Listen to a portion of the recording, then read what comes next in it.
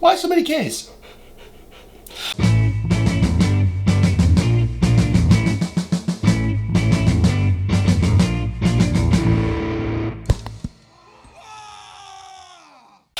Welcome, ladies and gentlemen, to another Glacial Geek video. I'm Phil, the Glacial Geek, coming to you here from Glacial HQ, where today I wanted to talk to you about what I see as the benefits of 30K over 40K. And this is coming from someone who has very minimal experience with 30K, so you're not going to get something about the nuances of the fight phase versus whatever else. But you are talking to someone who did play a fair amount of 7th edition and who understood what that system brought and the changes that were made going into 8th and then into 9th from 7th edition that I feel are very integral in understanding the why I think they haven't made that change here with Horus Heresy 2nd edition, and also kind of some of the things that people like to look back on. And I think that a lot of that all comes down to perceptions as to what 40K is and has become to what 30K is and what it has been. I think that 40K now has been viewed as more of an attempt by people to make it more of a competitive game.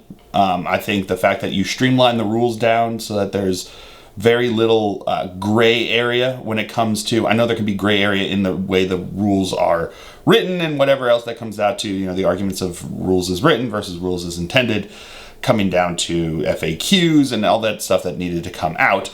But there's very little gray area when things are happening on the table. You either succeed on your dice roll or you don't. And you need that kind of black and white result system for there to be a more competitive mindset in a game. The second you start coming into gray areas, interpretations of whether or not this or that is true or is happening, you get into a system that requires more of a congenial interaction between competitors. And as much as you strive for that in a tournament setting, the players in a tournament don't have to like each other for the game to play itself out, and play itself out effectively, efficiently, and without problem. But if you are playing in a system that requires you to have judgment calls, then you suddenly now need to have that repartee between players so that you can work out these kind of things. So, for instance, the big difference that they changed from 7th to 8th, and which is still found in Horus Heresy now, was a lot of those judgment calls. So, all of the templates, figuring out what fits underneath the template, what isn't under the template, those were always the small little arguments that you would get into. And yes, you can always just roll the dice off, and whoever gets it right gets their answer. But at the end of the day, even when you dice off, someone leaves a dice off feeling like the right thing didn't happen, but the convenient thing happened because we need to keep playing this game and no one's going to have an answer for this. Or even the judge TO comes over, takes a look and says, there's 3 guys under there, not 4. And someone goes, well, I think you're wrong. And there's no way to actually prove it unless you had like a laser rimmed one that you could hold over and hover over.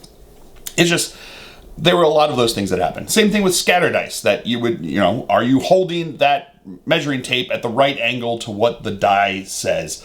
And if not, then you have slight disagreements as they're going on. These aren't table flipping moments, as I've told. These aren't the situations that would make you rage quit a game, wouldn't make you rage quit a system, but they would tend to build, especially if you get into a competitive kind of situation where you have people that are really trying to win. They're trying to there's prizes at the end of it, and you're doing it in a competitive situation. Well, already people's adrenaline may be running. People are already in a heightened situation, and then you have these minor disagreements that people can't understand either which way. And both players may be acting entirely honorably. Like, they might both honestly believe that that's the answer. I might honestly believe there's 3 people underneath that template. You might honestly believe that there are 4 people under that template if you hold it a different way. And that's fine. And that doesn't come down to players being jerks or not. It comes down to just simple disagreements that got taken out when you went into 8th edition. Now, when you have a flamer, you roll a d6. That's a 5 on that d6. You can't say, well, I think it's actually 6 on the cover of that dice. It's like, it's a 5.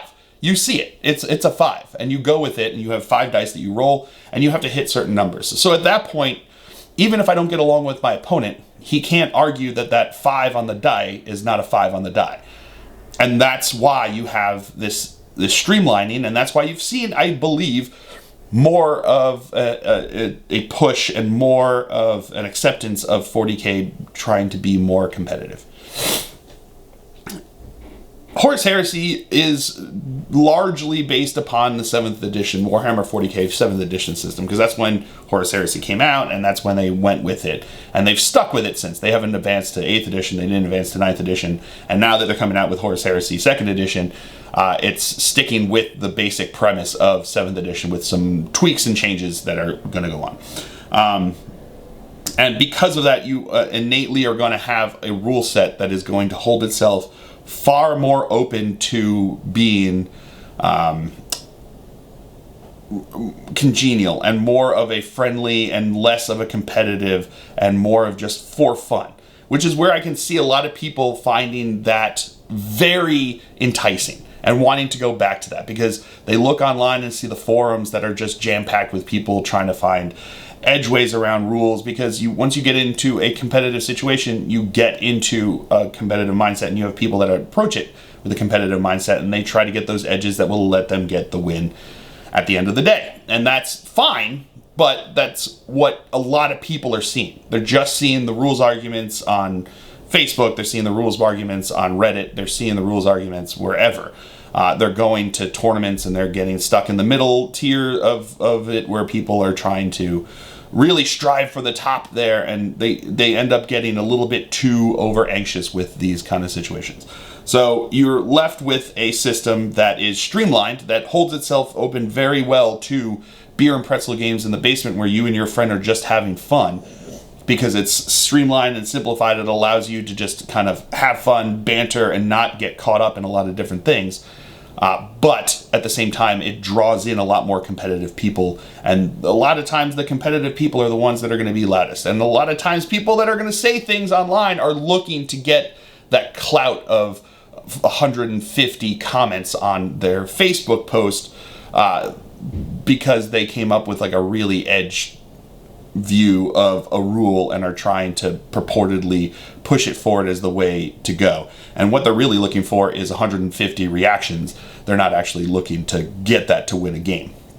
So yeah, you see that, and I could see people getting tired of hearing that, seeing a lot of the FAQs that have to come out because of that kind of situation that develops, and people become a little bit overwhelmed by it, because it's sort of like going into, as opposed to just shooting hoops in your backyard, it's like going into an upper level rec league right off the bat of playing basketball, where it's like, yeah, you're not necessarily competing for a national championship, but you have people that are taking it seriously, that are trying to play the game very specifically, and it doesn't hold itself as open. So you kind of have that situation where you're looking at these rec leagues and you're like, that seems a bit too much to me. And you don't think about the fact that you don't need an FAQ. You don't need an updated, you don't need 1,000 different supplements if you're just playing with your friend in your basement. And it becomes lost in that. And I think that the push in previous editions of 40K was very much that first, then there was also a competitive side. And that's when you had the ITC came out with their own thing to work with the more competitively minded players. And the competitive aspect of it was more of a fringe thing. And now it's become the main thrust of it. And the GW is responding to that thrust, because it's a lot of people that really do want that and really like it. And that's fine. But it became the equal thrust for the friendly beer and pretzel games, I think, has become overshadowed by the rush with FAQs and the discussion of needing FAQs and the discussion of imbalances and win rates, and none of that matters if you're just playing with your friend. It only matters if you're going to tournaments, but people think it becomes important and they get lost in that. So because you have a system in 30K that innately does not hold itself open as well to competitive situations, you have a system that appears to be more friendly and that it appeals to people. So I can see why people really want it. There's also the aspect that it's a brand new thing and they've made a big push. There's really cool things coming out in plastic and people are excited about that as well. But there's always going to be that in everything because they're also still doing that in 40K. We're talking about why they have 30K. Another aspect that people look at and see about 30K and people talk about 30K is that it's a more balanced system. And it's not a more balanced system innately. But because the system is 90% Space Marines fighting against Space Marines, you're going to have more parity within the system just because of that. You don't have to worry about how a shuriken cannon pairs up against an assault cannon in balance for points or effectiveness because everyone just has the assault cannon. No one has the shuriken cannon in 30K. I know they have the Custodes that are coming out. They know they have the Mechanicus, and they have the Imperial Army and all these different things that will come out and will eventually create more differences. But 90% of what you're going to see in 30K is Marine on Marine violence, and their main books are almost exactly the same, except for a handful of different units and a handful of different special rules that you're going to get. So it's sort of, if you had 40K and all you played were vanilla Space Marines against vanilla Space Marines, you'd have a lot of parity in your win rates. You might have some that rise that are better because they have different better rules or they have different better special units, but you wouldn't have the disparity that you see between a Tyranid and a Space Wolf. And because of that, people see it and go, well, it's more balanced. It's like, yes, it's more balanced, but for the same reason that chess is more balanced, is that you have two of the same armies fighting against each other. It's going to come down to dice rolls and player skill. And that is what you have. And it becomes a lot easier to balance out one or two special rules versus an entire army's worth of stuff that's very different from another army's entire retinue of different stuff. So the system is more balanced in that you are only playing with the same models. So the same reason that chess is more balanced than 40K. So you have an illusion of more parity and more balance because of what you're mostly playing. You have a system that doesn't hold itself as well to competitive play as 40K, therefore kind of getting a sense of 30K being less competitive. And there haven't been as many competitive 30K tournaments out there for a while because, there's not as big a push for it. A lot of the people who had been doing 30K previously did so because they liked the lore and they liked the narrative of what happens with 30K and what was going on during the Horus Heresy. And that was the reason, especially when it was first out there, because you had 7th edition and 7th edition rules. There was no difference between playing them. You just had different narrative. You had different armies that were facing off, different models and different units. And at that point, you chose it because of the narrative. You chose it because of the story. And then they stuck with that same rule system, and it became you stuck with it because of the story. You stuck with it because of the narrative. So now, it'll be interesting to see how it all plays out now, because now I think there's been a push. With all of this extra plastic that's being put out, this new edition that's coming out, a big starter set that makes it more accessible than having to buy, a gajillion dollars worth of resin from Forge World. You now have it open to a lot more players, and it'll be interesting to see what that does to 30K and see if 30K starts to draw the same kind of people that 40K did, that made other people, the more beer and pretzel players, the more narratively focused players, upset about them being there. So yes, right now I think there's a lot of excitement around 30K. I'm certainly excited. I'm painting up some of my first ever 30K models to get myself a Legion. And at the end of the day, it will be a fun system. I think it's going to be a lot of fun. I think it's going to be good. I am a little reticent about going back to 7th edition. I was not a big fan of 7th edition. I loved the change into 8th, and I have been a fan of 9th edition. 7th edition was not fun. That was like the big one that really got me back into the game was with 7th edition, and by the end of it, I was done with it. And not just because of formations. Formations did hurt and did make things pretty miserable, but even just the rule set and kind of a lot of the, like I said, the small little differences of opinion that can occur innately within the system made them a little bit clumsy and a little bit troublesome. But at the end of the day, I'm going to give it a shot because I'm excited about what they have coming out. I know a lot of people are really excited about it coming out. The narrative of 30K is cool. I look forward to just doing what I want to do with it because the big reason that I don't do historical miniatures is because I don't feel like being beholden to a rule book or to a history book as to what happens. And as much as I think 30K does, I still think it, because of the fact that it is a Warhammer game, that this still literally hasn't taken place. It just has a long series of books that have taken place. We'll see how it goes, and we'll see how the response is to whatever I want to do is. Maybe I'll get run out of the 30K town by by an angry mob of people saying that I'm not doing it canon to the books. But at the end of the day, I'm just going to play with my toys the way I want to play with my toys. So we'll see how that all goes. We'll see how if I can handle the lore lawyers as opposed to the rules lawyers. We'll see if I can handle going back to discussions of templates and scatter dice, and we'll go back to just seeing how it all plays out. So I think it'll be fun. I love Marines. I think Marines are cool looking, so I've got no problem with the aesthetic and the choice of armies.